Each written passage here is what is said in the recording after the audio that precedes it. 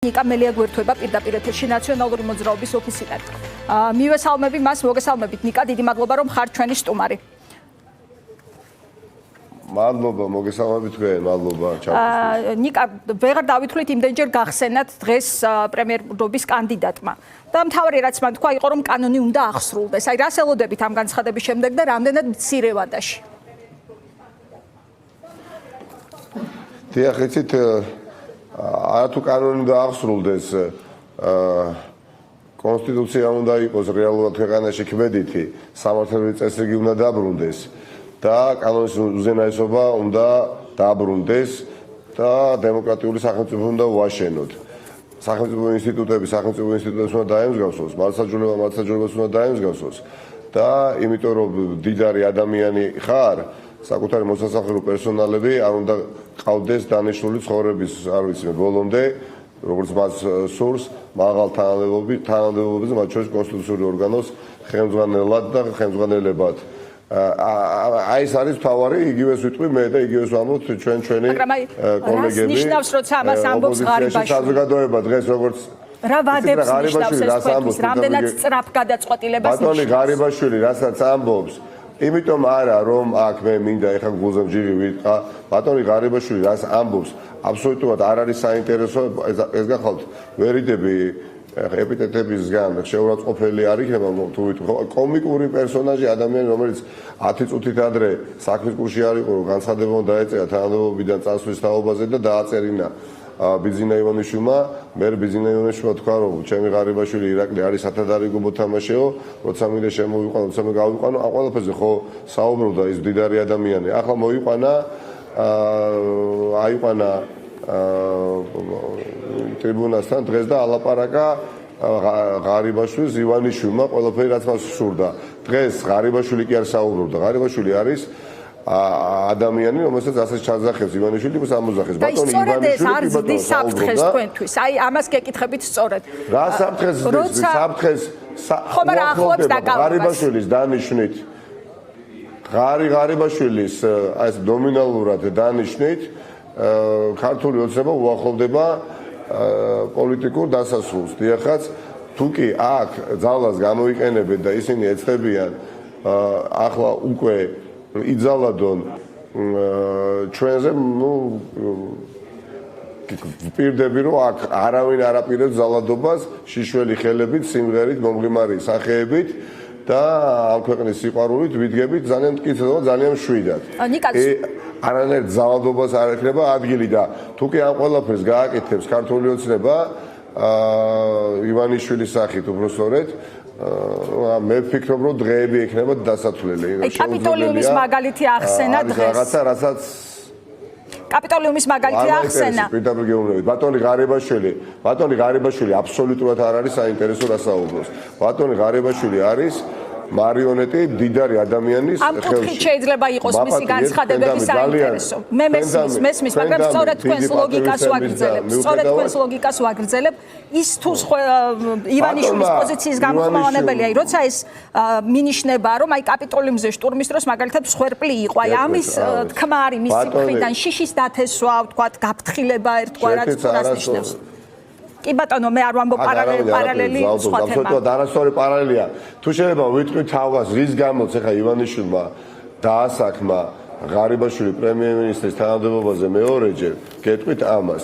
ცდილობს ძალის დემონსტრირებას და ქართულ ოცნებაში შეუქცევადი ღვევის რაღაცნაირად შეჩერებას და ამ ყალბი წარმოდგენის შექმნას თითქოს ძლიერი ხელი ამას იზამს. იმიტომ რომ ხა ბუნებრივია ასე გაგრძელდება რა პროცესებთანაც გვაქვს ახლა საქმე ქართულ ოცნებაში არის უამრავი უკვე დაჯგუფება, ერთმანეთი ყავთ კომპრომიტირებული და დიდი ხანი მე მგონი ლოდინი არ დაგჭირდება ძალიან ბევრი დანაშაულის შესახებ, რაზეც საუბრობდით წლების განმავლობაში, თავად სხვადასხვა ადამიანები ალაპარაკდებიან ან ყოველ შემთხვევაში თქვენ ტელეკომპანიას ან სხვა დამოუკიდებელ ტელევიზიებს მიაწოდებენ ამა თუ იმ მტკიცებულებებს, რომელიც ამხელს ხელისუფლებას, რეჟიმს ძალადობაში, რომელსაც იგი ჩადენდა წლების განმავლობაში. ეს ყველაფერი ბიზნესმენებმა ძალიან კარგად იცის და ეშინია უბრალოდ და ღარიბაშვილი გონია, რომ არის მაშველი რგოლი და სინამდვილეში არის მომაკვდინებელი პოლიტიკური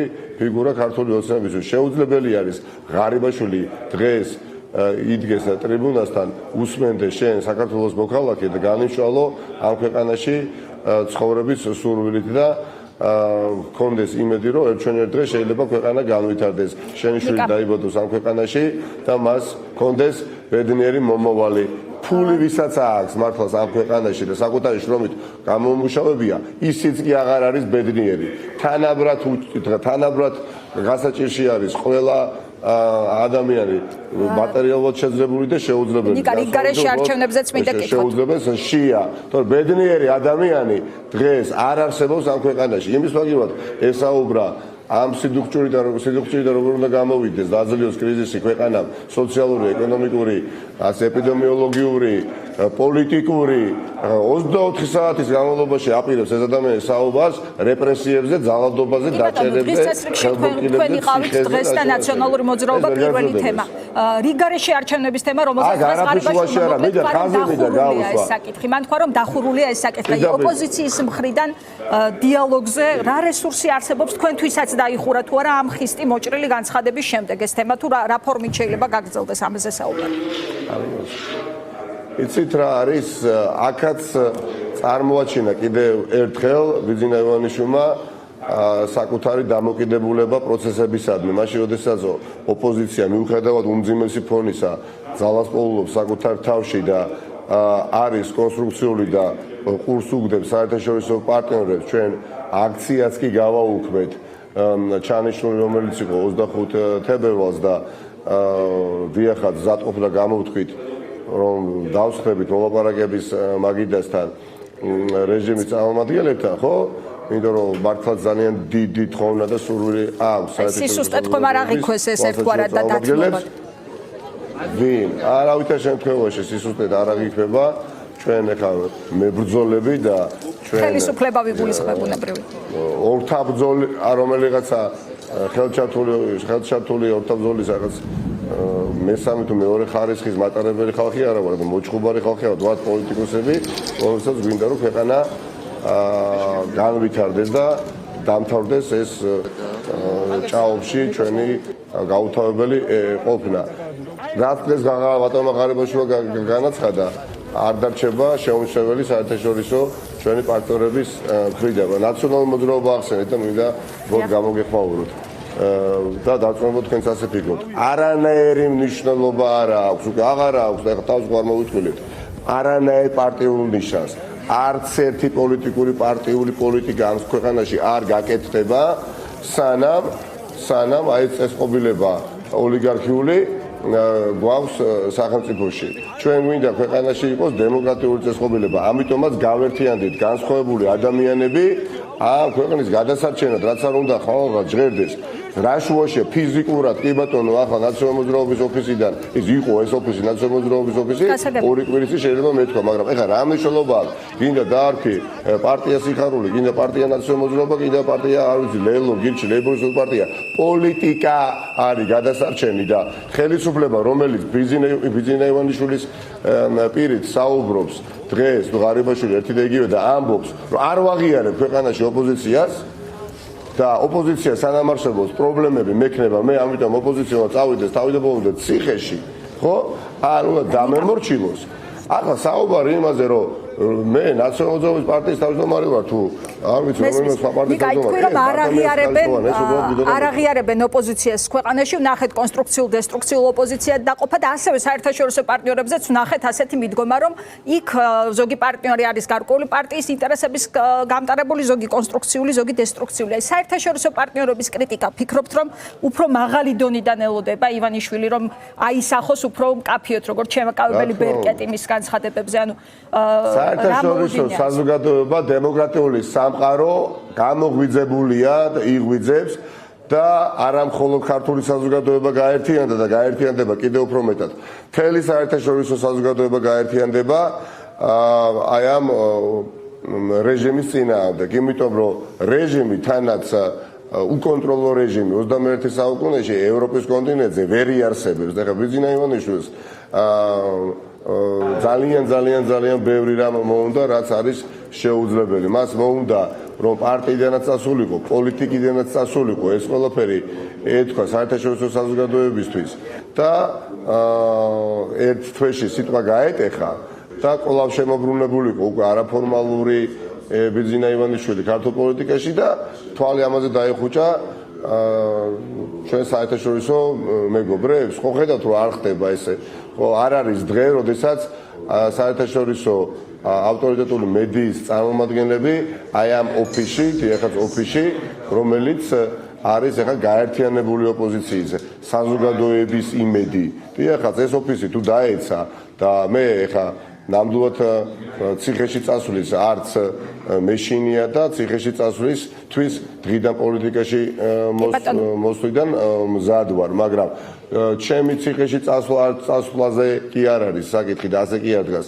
ოკუპანტის ხელბორკის დავიდებ თუ არ დავიდებ, ამაზე ამ თემაზე უნდა მეკითხა. უბრალოდ მომავალი გვექნება ამ ქვეყანაში თუ არ გვექნება. ამ თემაზე უნდა მეკითხა, რომ ამ თემას არ განიხილავენ ხოლმე როგორც ხოლმე გვექნება და მხოლოდ შიდა პოლიტიკის ამბავეს არ არის, უყურებთ თუ არა როგორც დესტაბილიზაციის ნაწილს, როგორც რუსული სცენარის ნაწილს, აი ფიგარო შეფასებაში იყო, რომ ეს არის კრიზისი რუსული სურნელით. როგორც თქვათ, ერთგვარად ქვეყნის დასავლური რელსებიდან გადახედვის თემას, რომ აი დაკავების შემდეგ გასწორდება ერთგვარად ეს ხედვა ჩრდილოეთისკენ. უყურებთ ამ კონტექსტში. არაფერი უბრალოდ რა თქმა უნდა, ეხლა ძირგაუნთხეს სახელმწიფოს ინტერესები ყოველთვის არის ჩვენს ქვეყანაში, მაგრამ ახლა ეს შემთხვევა მაინც არ არის ის, რაზეც ახლა თქვენ მეკითხვას მისვევთ, იმიტომ რომ საზოგადოება არის გაერთიანებული და როცა საზოგადოება არის გაერთიანებული დასუსტებული რეჟიმის წინააღმდეგ, რომელსაც აქვს ძალიან მჭიდრო კავშირები სწორედ იმ სახელმწიფოს, რომელსაც თქვენ ახსენებთ, ხო?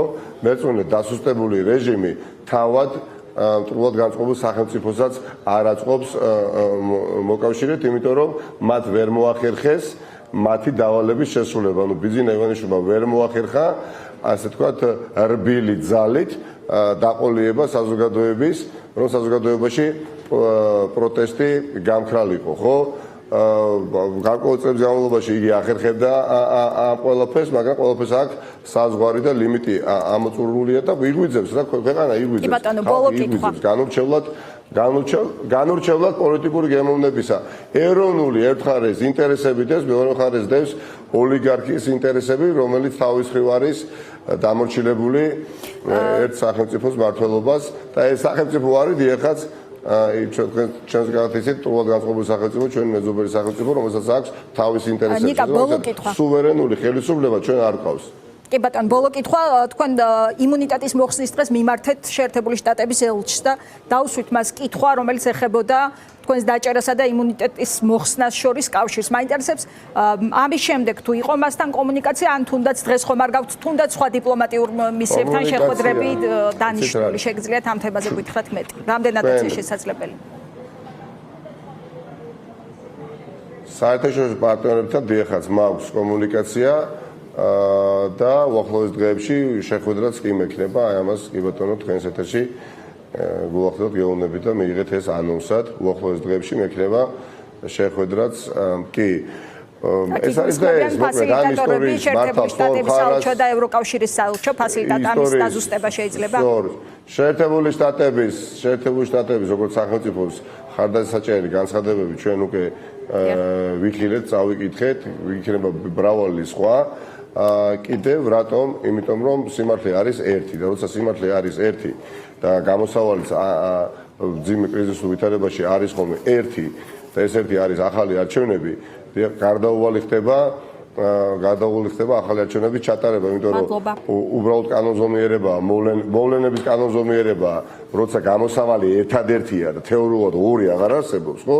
აი ამ ერთადერთ გამოსავალზე თანხდება მთელი განვითარებული სამყარო და იქნება ეს ამერიკის შეერთებული შტატები, ბრიუსელი, სტრასბურგი თუ სხვა ჩვენი პარტნიორი სახელმწიფოების პოლიტიკური ხელმძღვანელობა დარწმუნებულები უნდა ვიყოთ, რომ ხარს დაუჭერენ ისინი ქართულ ხალხს, რომ ქვეყანაში ჩატარდეს არჩევნები და არჩევნების გზით ეხლა დობა მოიპოვოს ნებისმიერმა ძალამ, ბლოკმა და ასე შემდეგ. ჩვენ ვარ ვეუბნებთ გადადექი ბიზინა ივანიშვილი. ჩვენ ვეუბნებთ რომ ბიზინა ივანიშვილი ჩაანიშნა ქვეყანაში არჩევნები და არჩევნების გზით გადავტვირთოთ ეს დაძაბული ვითარება ქვეყანაში, რომელიც ყველა მიმართულებით სახეზეა. ძალიან დიდი მადლობა ნიკა მელიას უსმენდით პირდაპირ ეთერში ნაციონალური მოძრაობის ოფისიდან გვერდება და იმედი მაქვს სტუდიაშიც მალე შეძლებთ ჟურნალისტებთან სტუმრობას.